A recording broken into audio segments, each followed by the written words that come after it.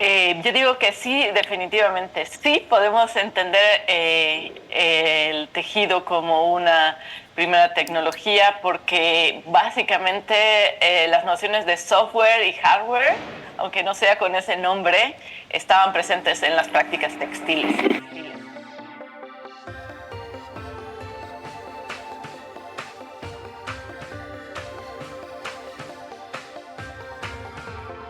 Irrupciones en el MAC: arte, ciencia, tecnología y sociedad. Hola, soy Paula Miranda, coordinadora de la unidad Anilla MAC del Museo de Arte Contemporáneo de la Universidad de Chile.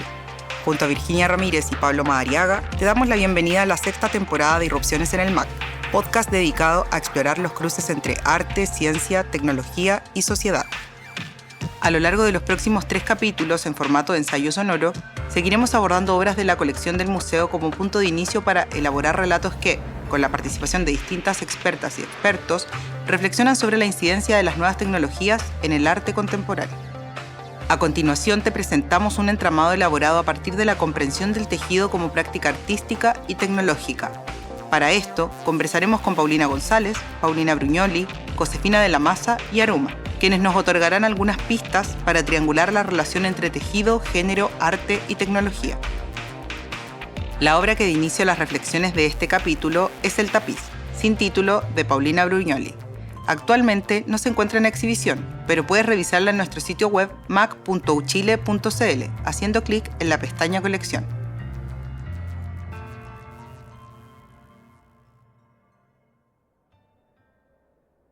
Nos encontramos en uno de los depósitos de obra del museo, junto a Paulina González, encargada editorial del MAC, quien nos hablará sobre esta obra, contándonos un poco de su historia y contexto de producción.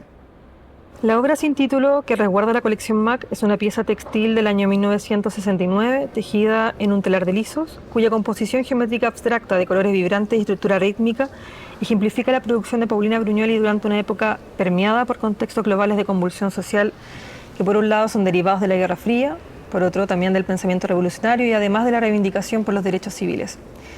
A diferencia de sus contemporáneos, la artista se desmarcó del predominio del arte comprometido políticamente y relevó la identidad latinoamericana mediante el rescate de técnicas provenientes de la tapicería andina. En 2012, el proyecto de catálogo razonado había situado esta obra de Brugnoli dentro de la exposición América no invoco tu nombre en vano, que fue un encuentro artístico organizado por el Instituto de Extensión de Artes Plásticas de la Universidad de Chile y el Centro de Estudios Latinoamericanos, que fue realizado en las dependencias del MAC, ubicado en ese entonces en el Partenón de la Quinta Normal.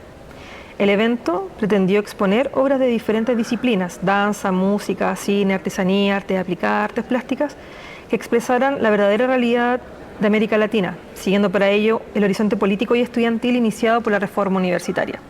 En este caso, ahí se da cuenta de cómo ciertas fronteras que se habían establecido históricamente entre todas estas disciplinas empiezan a permear y por ende empiezan a tener una equivalencia dentro de este proyecto político, social y cultural que se empieza a establecer en la época. Si bien en dicho evento Brugnoli obtuvo una de las 4 becas de estímulo otorgadas por los organizadores, recientes investigaciones dan cuenta que su participación se llevó a cabo mediante otras piezas textiles y no por la que estamos estudiando en este caso. Así lo da cuenta Josefina de la Maza en su artículo La trama abstracta, Paulina Brugnoli y el tapiz del Museo de Arte Contemporáneo, publicado en 2021 en la revista 180. Allí la autora se basa en documentación perteneciente al archivo MAC para afirmar que la obra de Brugnoli fue adquirida para el Instituto de Extensión de Artes Plásticas un año antes de esta exposición, pagando un total de 800 escudos. Además, hay otros 2 puntos claves. En primer lugar, las bases del evento no mencionan la utilización de obras de la colección MAC para la elaboración de la muestra. Y en segundo lugar, el formato de las piezas participantes no concuerda con las dimensiones de esta obra en particular. Cabe destacar que en el año 1968, cuando Paulina produjo esta obra, el edificio que actualmente alberga la sede Parque Forestal del Museo de Arte Contemporáneo aún correspondía a la Escuela de Bellas Artes, institución que sostenía un enfoque educativo y artístico tradicional, incluso podríamos llamar purista o conservador en su visión de las artes, en contraposición a las metodologías de la Escuela de Artes Aplicadas, en la que se impartían artes y oficios que permitían a sus estudiantes posteriormente insertarse laboralmente o comercializar sus quehaceres artísticos. Esta tensión ideológica es la que da pie a la división entre las bellas artes y las artes menores. Un dato interesante de este tapiz es que forma parte de un conjunto de obras de la colección MAC dedicado específicamente a las artes aplicadas, una categoría menor dentro del espectro de bellas artes o arte aplicado a la industria, ¿cierto?, que hace alusión a piezas de corte utilitario y decorativo que fueron producidas por alumnos y maestros de la extinta Escuela de Arte Aplicada de la Universidad de Chile. Ahora, la pregunta es, ¿por qué un museo de arte contemporáneo, que podría estar más asociada a una beta de las artes pensadas en su concepción estética, es decir, bellas artes, tienen en su acervo este tipo de objetos? El origen lo podemos dar cuenta que tiene justamente relación en la incorporación de una colección mucho más amplia que se remonta a los orígenes, ¿cierto?, fundacionales del MAC y a su idea de lo contemporáneo. Es decir, que como museo universitario, el MAC tenía entre sus deberes resguardar la producción de los artistas vivos, muchos de los cuales vinculaban la práctica artística tanto de la concepción estética como esta otra más funcional. Entre ellos, el Premio Nacional de Artes Plásticas Ana Cortés y el mismo fundador del museo, el artista Marco Bontá, ambos becarios el año 1928, ¿cierto?, y quienes van a Europa y retornan a Chile con todo este conocimiento para poder, dar cuenta de estas especialidades en la Escuela de Artes Aplicadas. Aunque esta separación tiene raíces tanto en factores internos como externos a la propia Escuela de Bellas Artes, lo cierto es que, aparentemente, el trabajo textil ha sido marginado de manera generalizada en los discursos sobre la profesionalización de la cultura local a lo largo de su historia. Para entender el rol del textil en las convenciones artísticas y tecnológicas, así como su evolución como reflexión técnica y científica dentro de la historia del arte local, conversamos con Josefina de la Maza, historiadora e investigadora del arte, y con Paulina Brugnoli, artista, tejedora y creadora de la pieza que acabamos de revisar. Nunca lo entendí y siempre estuve en contra, porque yo lo primero que estudié fue Bellas Artes. Entonces, yo no entendía, me parecía absurdo. Y más absurdo aún que los de arte aplicada le tuvieran como pica a los de Bellas Artes, como que sentían que eran los invasores, los mandones, los que querían mandar las partes. Había una cosa, no digo que todos, pero había yo no entendía nada, porque para empezar, el arte es arte.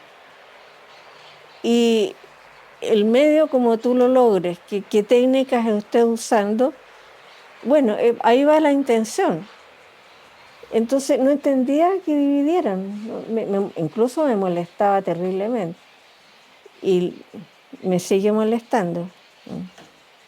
Yo creo que está asociado en parte también por el desarrollo de la neo y post-vanguardia en la segunda mitad del 20, la importancia al concepto, la desmaterialización de la obra de arte. O sea, cuando ya el arte no es un objeto, no es una pieza y el énfasis no está puesto en la materialidad, claramente ahí va a haber un choque, ¿no es cierto?, entre dos modos de pensar y de producir que son complementarios, pero que en ese momento... Pero para mucha gente ininteligible, claro.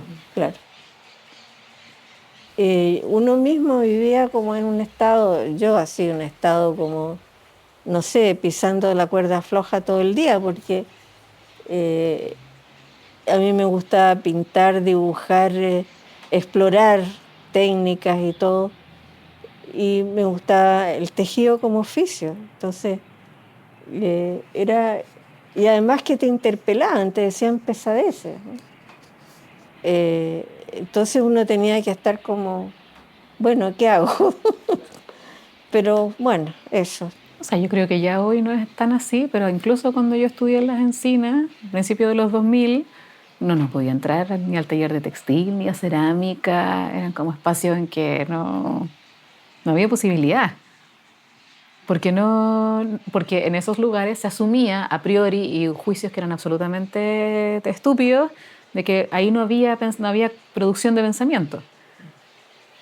Y esos son prejuicios que se van trasladando y que se van en el fondo proyectando a las nuevas generaciones.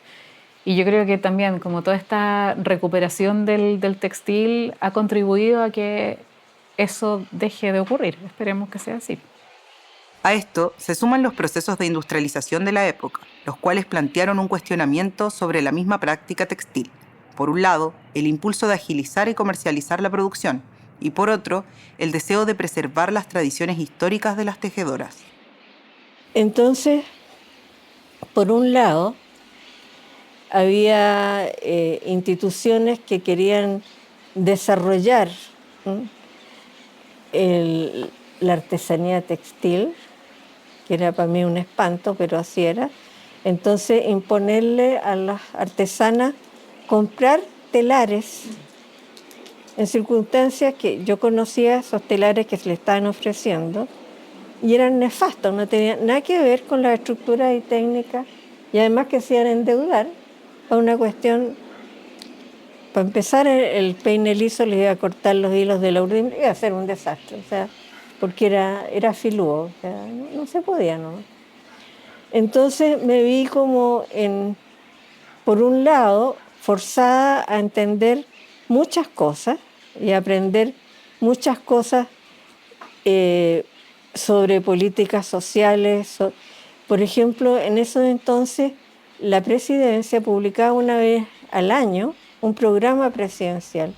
Yo iba, lo buscaba y me leía toda la parte que tenía que ver con industria textil, artesanos, etcétera, para ver dónde estaba parada y estuviera de acuerdo o no con qué lenguaje hablar, ¿no? Al INDAP o a donde fuera, ¿no? Y eso me hizo bastante bien, ¿no? Ahora, con las prácticas manuales, yo prefiero hablar en este caso de las tradiciones textiles porque es mi...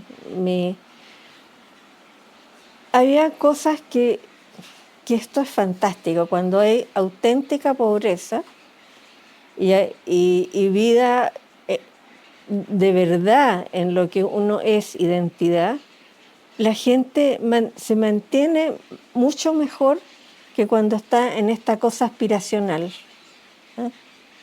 Entonces,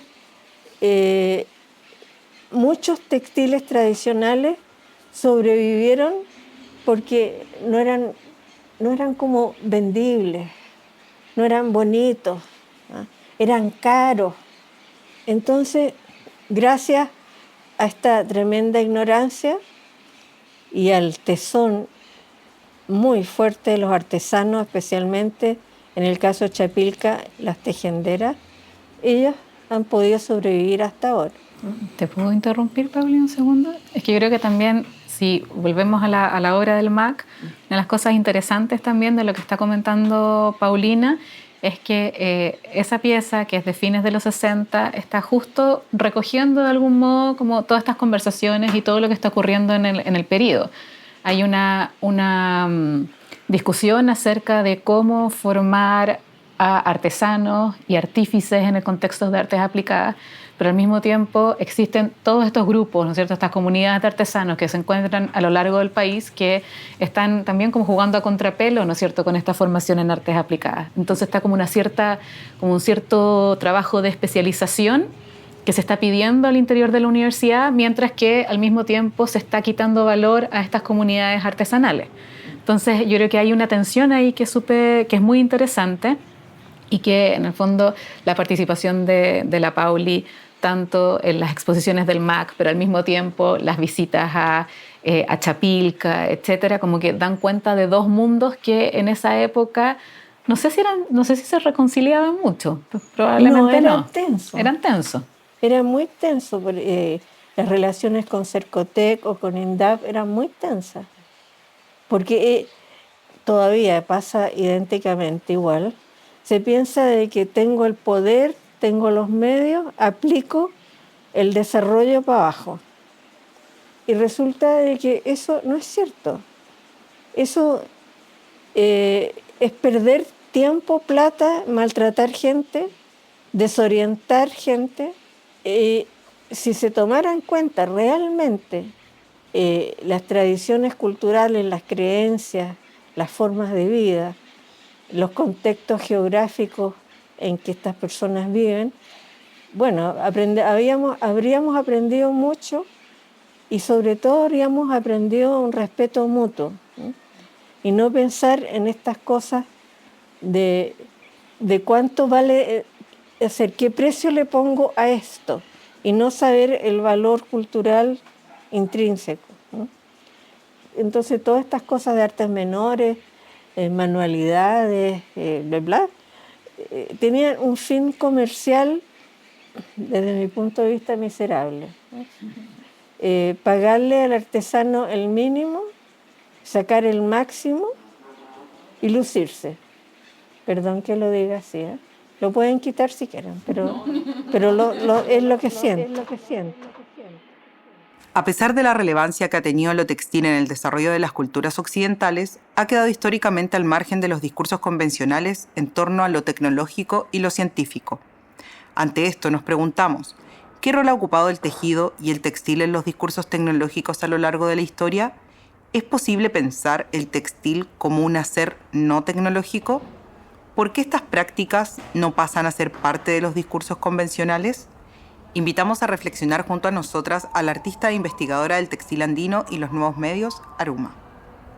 Bueno, lo que pasa es que el textil, desde que empezó la escritura, ha sido relegado porque el textil fue una parte importante también para el desarrollo del lenguaje.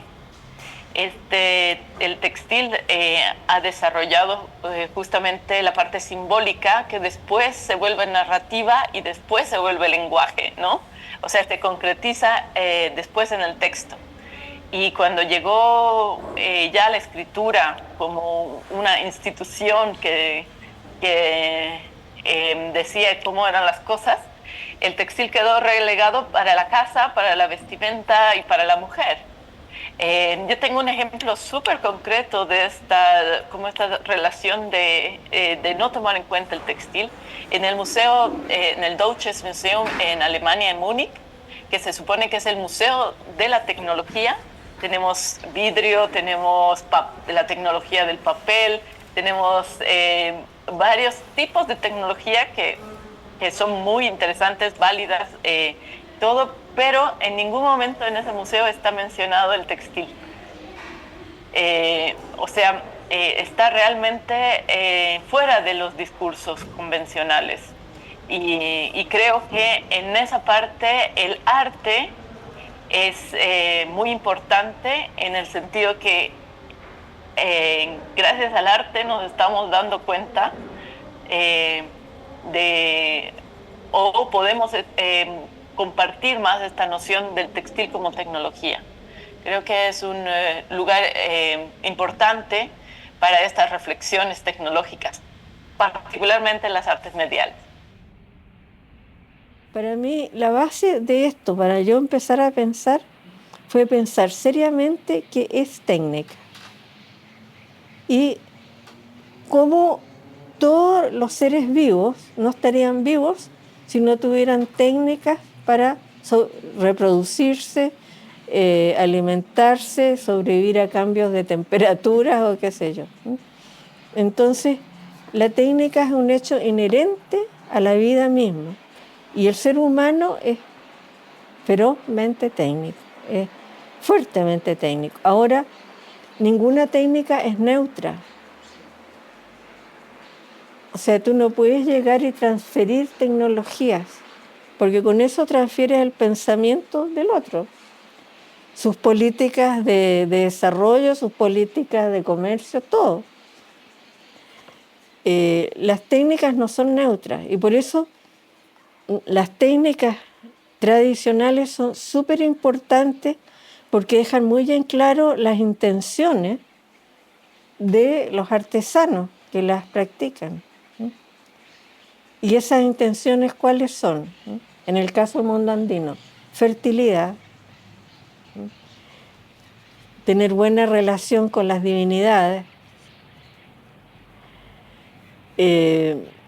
llevar una buena vida de relación, etc. O sea, es que de hecho, vinculando con lo que está diciendo la Pauli, si nosotros pensamos que textil o tejer, tejer viene del latín tex y texto, tecnología y textil vienen exactamente de la misma palabra, como que todo tiene sentido, ¿no es cierto? O sea, estamos hablando exactamente de lo mismo. Entonces, todos estos procesos y el modo en que la técnica ha quedado relegada o asociada a un cierto tipo de especialización demasiado específico, en donde se pierde una raigambre intelectual, es absolutamente disociado y no debería ser así. Vincular lo textil a las ideas de tecnología implica pensar el tejido a partir de sus metodologías de producción, en un sentido tanto abstracto como tangible, es decir, desde las ideas o las lógicas de pensamiento para diseñarlo y confeccionarlo, al entendimiento de los puntos, la trama o la urdimbre, a la vez que se reflexiona en su condición material. ¿Qué herramientas son fundamentales? ¿Qué materias primas se requieren? Sin embargo, pensar lo textil como una tecnología es también entenderlo como un recurso que tiene aplicaciones concretas en la vida cotidiana de las personas y responde a necesidades humanas específicas. Por ejemplo, yo parto mis cursos con esa pregunta. Les digo, como agarren la ropa que tienen y vean la etiqueta. Entonces dicen, ya, spandex o qué sé yo, lo que sea que aparezca. Entonces yo les digo, ¿ustedes se dan cuenta que están vestidos de petróleo?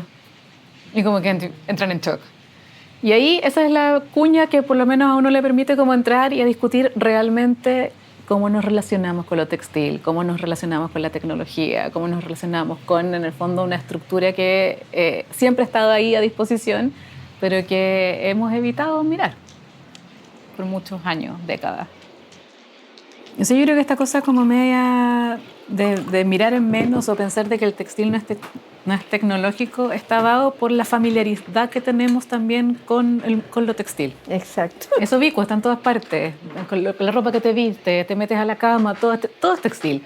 Entonces en el fondo estamos tan divorciados en términos de procesos industriales por una parte y de otros modos de saber hacer que involucran técnica, que ya no somos conscientes de cómo se hacen las cosas.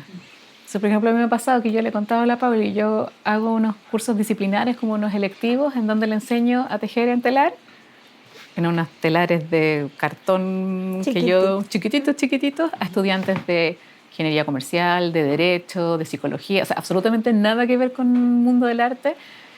Y todos me miran al principio como, no, pero qué fácil, o sea, como, ¿de verdad vamos a hacer esto? Y después de un rato están como, tengo los dedos tullidos, no sé cómo se hace, no entiendo cómo se anuda, la tensión no la comprendo, ni siquiera entienden como lo que significa pasar por delante y por detrás de la urdimbre, o sea, cuestiones que uno asume que son como básicas y que ni siquiera eso está ahí. Y después cuando ya es el momento de empezar a contar hilos para poder, en el fondo, por ejemplo, crear una figura, el colapso es total. Y es ese el momento recién en que se dan cuenta de que todo lo que uno les está hablando y contando, y la historia de, por ejemplo, los telares, la aparición de la revolución industrial, el desarrollo del jacquard, etc., y ahí les cae la teja recién. Pensar lo textil desde esa óptica nos permite reconocer sus usos en el cotidiano, pero también ha sido útil para reconocer ciertas semejanzas o influencias de la naturaleza en el imaginario textil. ¿Crees, Paulina, que existe alguna relación en ello? Fuerte, pero muy fuerte, porque hay toda una observación, no solo de los procesos textiles de la naturaleza, entiéndase, arañitas, gusanos de seda, que son inspiradores, sino de que hay una observación de fenómenos físico-químicos que es súper importante, muy, muy importante. Y bueno, antes de la Primera Guerra Mundial, ya en los siglos XIX o antes del XIX, existió esta especie de guerra económica entre Francia y Inglaterra por las deliciosas medias de seda, porque uno de ellos inventó como media hora antes la máquina de tejer medias de seda. Entonces había todo, y los caballeros usaban medias de seda, eran elegantes. Entonces ha afectado mucho siempre toda la vida económica y social, toda la actividad textil. Está como involucrada completamente. Y después de la Primera Guerra Mundial bueno, todo el descubrimiento de las fibras artificiales, sintéticas, que se hizo imprescindible porque empezaron a fallar los suministros, no solo de seda, sino que de algodón, de lino, qué sé yo. Bueno, por el otro lado, tomar en cuenta que el textil también como enfrenta muchas cosas de cómo se ha ido llevando la tecnología. Porque la tecnología convencional, la llamemos así, ha resultado muy ensimismada. O sea, solo se preocupa del crecimiento y de la función ideológica que tiene, ¿no? De reproducción y de consumo. Y también en un proceso de alejar a la humanidad de la naturaleza, ese ensimismamiento de la tecnología nos ha alejado de la naturaleza, y ahora la mediación que tenemos es a través de aparatos, ¿no? Incluso nuestra mediación con la naturaleza es a través de aparatos. Entonces, el textil se presenta también como una tecnología que está inserida dentro de un ecosistema y que también es tiene otros conceptos que van totalmente en otro camino de lo que conocemos como una tecnología dura y como una computadora que ni siquiera sabemos cómo funciona por dentro, ¿no? El textil es una tecnología blanda que se puede incorporar y en el proceso, digamos, del tejido también se puede decir que funciona a la velocidad del ser.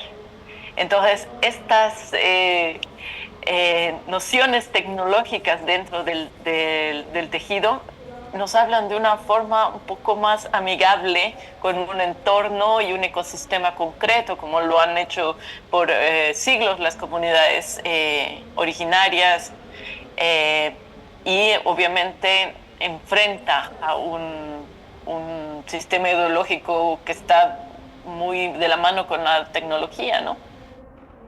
Este sistema ideológico que habitamos las sociedades contemporáneas implica una visión de mundo en la que los seres humanos tendemos a nombrarnos como seres ajenos a la naturaleza, a la animalidad, a la condición de ser vivo que existe como parte de un ecosistema. Ahora, ese divorcio yo lo encuentro muy grave, justamente porque estamos en la época de la técnica, de los técnicos, de los supertécnicos, o sea, ya... y son técnicas que evitan el esfuerzo, que evitan el compromiso corporal. Entonces, ahora me parece fundamental que sea parte de la educación prácticas que lleven a la persona al sí mismo. Claro. Eso que se le encrespen los dedos, claro. Y eso pasa, claro. No, y también es como una memoria táctil que se ha perdido mucho. O sea, en el fondo todos estamos tocando todo el día, constantemente, pero yo dudo que, no sé, alguien pueda reconocer la diferencia entre una alpaca con un acrílico suave, porque se ha perdido ese conocimiento. Entonces yo creo que eso es lo que hay que tratar de estimular, de traer, digamos, a las discusiones, que en el fondo los conocimientos no necesariamente son como un discurso que se transmite. O sea, la oralidad es importante, el texto por supuesto que es importante, pero hay otros modos de conocer que son igualmente importantes y que hay que rescatar. No sé si rescatar, que vuelvan a aparecer. Sí, porque hay que rescatar a las personas. Están muy alienadas, tremendamente fuera de sí. A mí me da pena, sí, porque uno tiene nietos y ve el cambio de los hijos a los nietos. Uf. Mi hijo mayor ya tiene 53, es psicólogo. Mi hijo menor tiene 46 y es músico.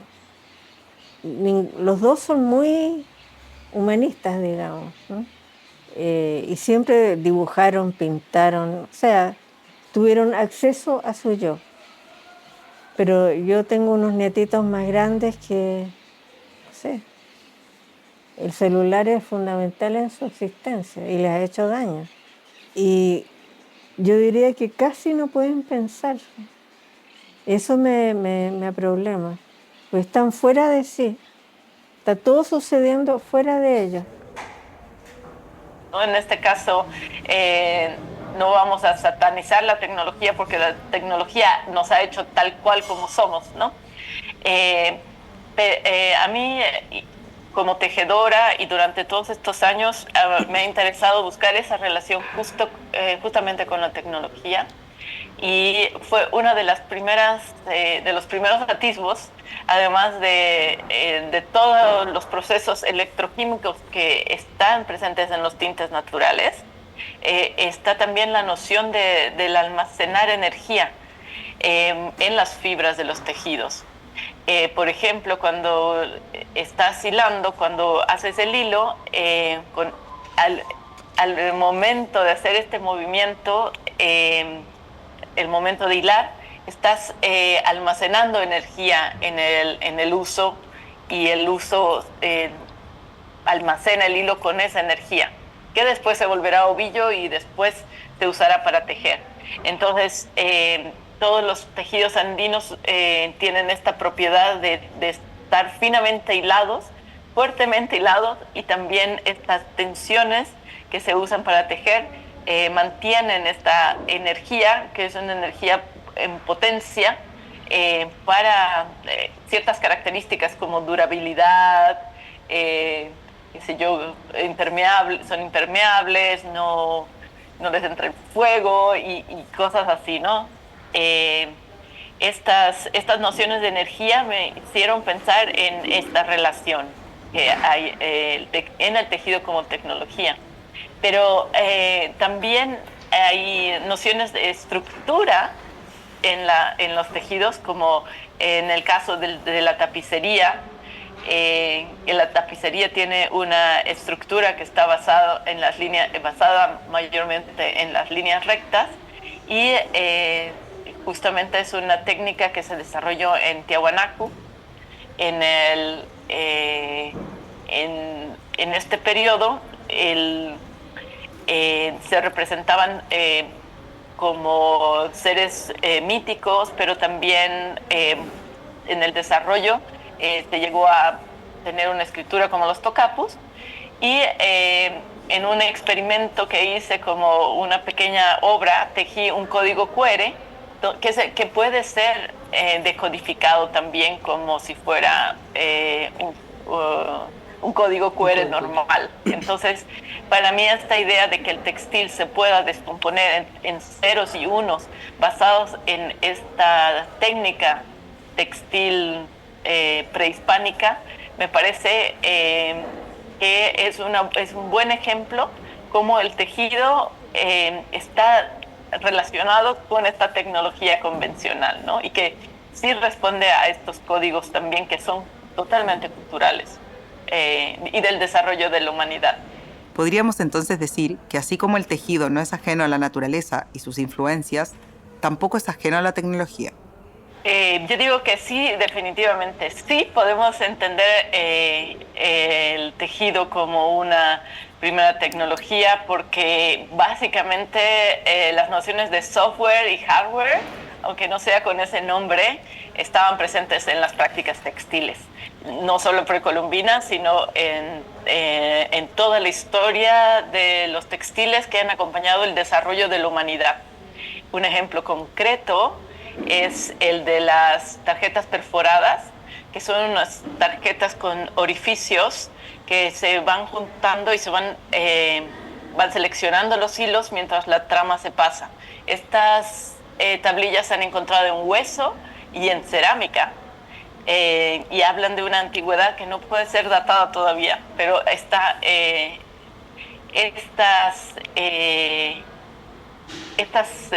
tablillas son las tatarabuelas del código binario.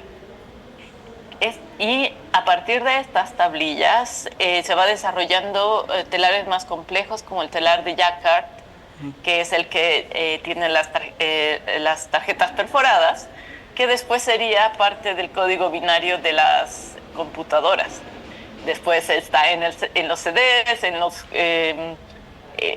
en los cassettes en forma electromagnética, y ahora la tenemos esos mismos pulsos binarios las tenemos en las comunicaciones con la fibra óptica.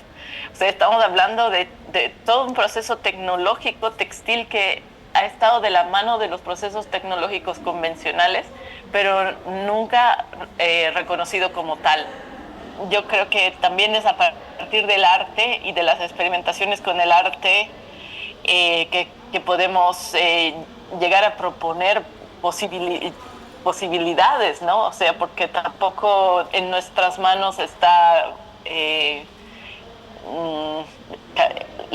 poder cambiar todo lo que quisiéramos cambiar, pero creo que las reflexiones tecnológicas a través de la práctica del textil en el contexto de las artes mediales es una opción interesante donde se pueden activar ideas, donde se pueden proponer opciones de relaciones, ¿no?